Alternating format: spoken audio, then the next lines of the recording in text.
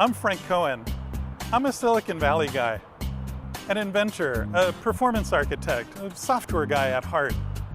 For the past 10 years, I've been building evaluation guides. They help you. You're a manager, an engineer, maybe an ops person.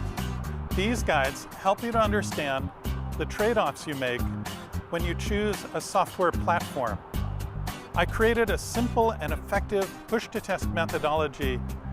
I define a use case, like a sports betting app.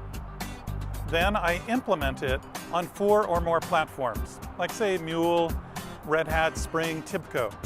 I keep a developer journal of the problems that I find along the way.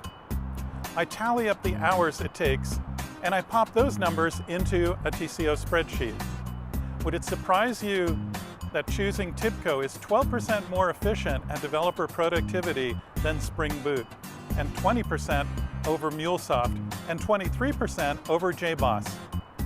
I like doing these evaluation guides because it gets the platform vendors together, and I open source the work for free.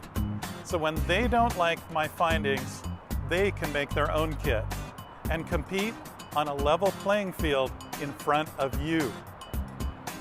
I hope you get started today. Download the kit and start evaluating. And of course, let me know what your experience is.